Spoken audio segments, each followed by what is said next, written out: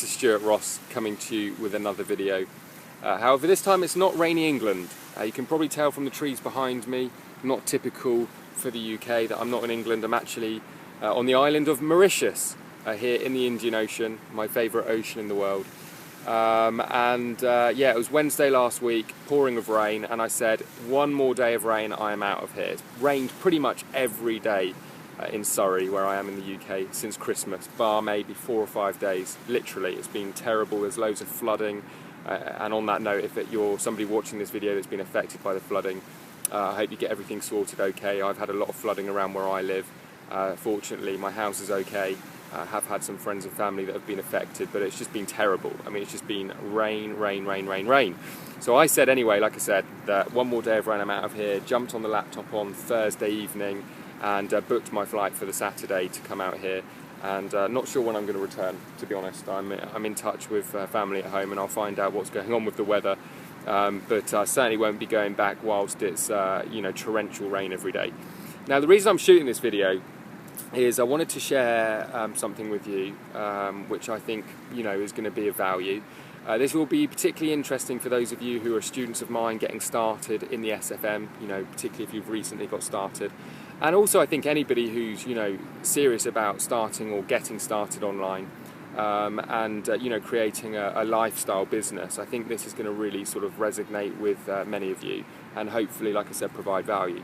So what I want to talk about is this idea of why people do fail online. There's all sorts of statistics being thrown out there. 97% of people fail when they start an online business. I mean, I don't know what the statistics are, quite frankly. I mean, a lot of the statistics that are out there aren't real. They're made up.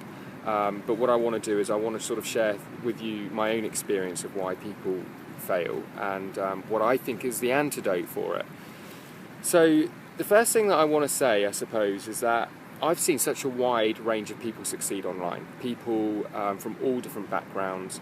It's not about being technical. It's not about being brought up in a certain decade or a certain era. It's not about being particularly talented in a certain area.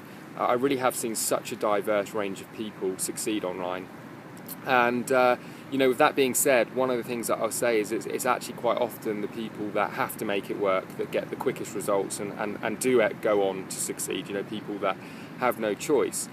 But I'm going to tell you that I know that the biggest reason why people fail, in my experience, is that building an online business is optional. Okay, it's not something. It's not a make or break. It's not a do or die situation. They're doing it because they want to improve their lifestyle.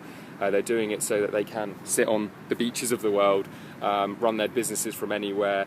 It's not often, anyway, just about making more money. It's not often just about being able to have nicer things in life. It really is usually more around just freedom and flexibility for most people.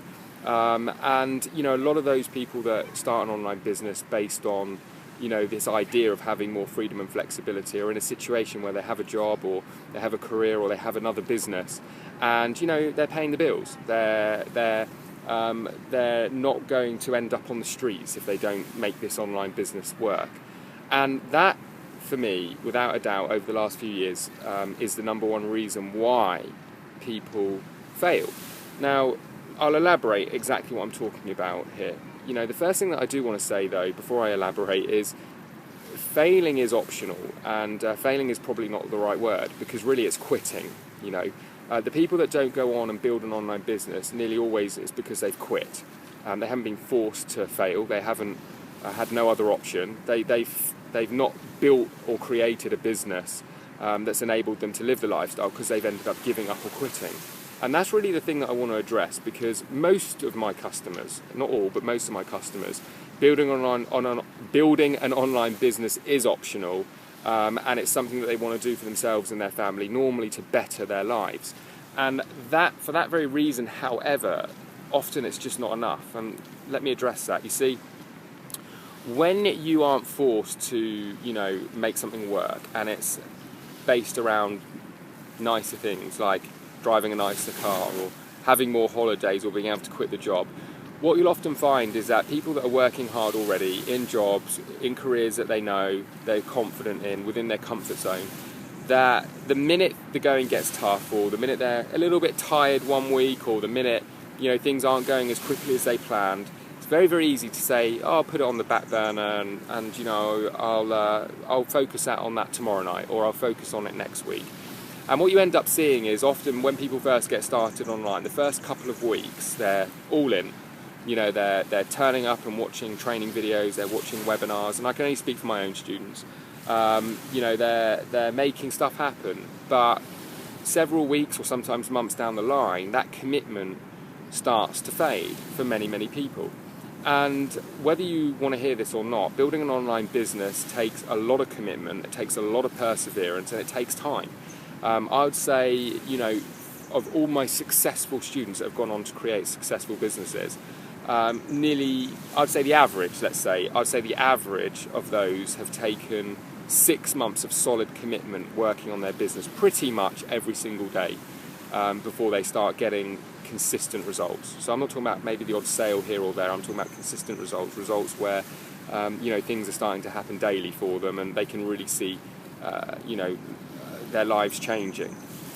And the point that I want to make, and this is really the first thing that I want to address, is that when you're kind of comfortable, when you're in your comfort zone, you've got a job or a career or a business that and it is enabling you to pay the bills, put a roof over your head, maybe more. Maybe you've got a job where you do have the nicer things, you do have your 1, 2, maybe 3 holidays a year. It's very, very easy to put things on the back burner when you're feeling tired, or you can't be bothered, or the kids have kept you up at night, or you've had a stressful week at work, or there's been a personal matter that you've had to deal with. And that, without a doubt, is the biggest reason why people never go on to create a lifestyle of their taking, really, the lifestyle by design, I suppose. And I'm talking about, this lifestyle of being able to be where you want, when you want, work when you want, be with who you want, write your own paycheck, not have to commute, not have to have all of the restrictions that come with a traditional job or business. Now, with that all being said, I want to give you the antidote. I want to tell you, in my experience, what it takes to stay committed and persevere.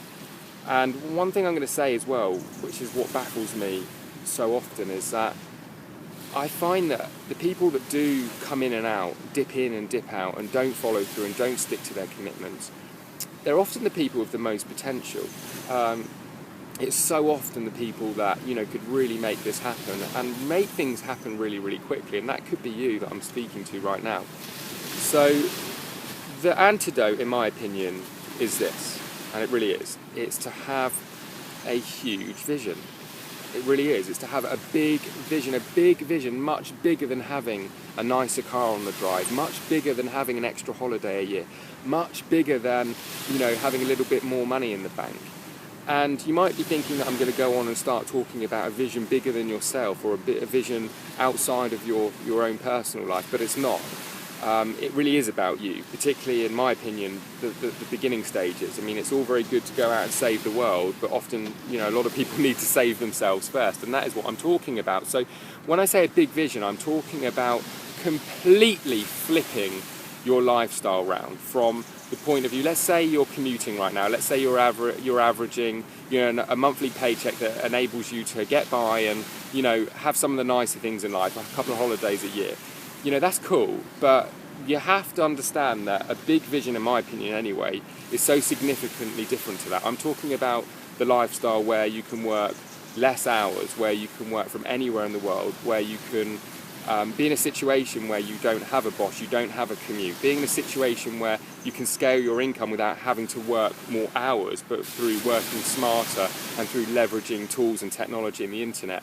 And being in this situation where you can get up and go because the weather's bad at home, or you can get up and go and take your family away because you feel like it, or where you can, take 2, 3, 4 weeks off at a time if you want to, and still be in a situation where you're financially able to support yourselves, substantially. And one of the exercises that I recommend that you do if you're new, and you want to make sure you keep committed and keep following through, and I'll elaborate on that in a minute, is really take the time to design your lifestyle that you want to build. And I mean things really specific, like what would your average ideal day look like? So not the most amazing day in the world, but the average ideal day. What time would you get up? What would you do in your day? Would you read the paper down at the local coffee shop? Would you get out of bed a bit later? Would you do the school run? Would you take some time out to spend with your parents or your children or your family? Would you do something for charity? Would you head down to local church? Whatever. There is no right or wrong, but really think about what you would do differently with your day if every day was yours for the taking. And as long as you find a couple of hours to run your business, it's yours for the taking, and you can do what you want when you want. Then you can start to build on that vision, holidays, cars, vacations, second homes, etc. And what you're going to find is that by really cementing this idea or this vision, I should say, of what your ideal day in life would look like, what you're going to do is you're going to start to realise that you're probably quite far away from that right now, and in order for you to get there is going to take perseverance, work and commitment, but it's so worth it. And I'm going to tell you this, it's so worth it.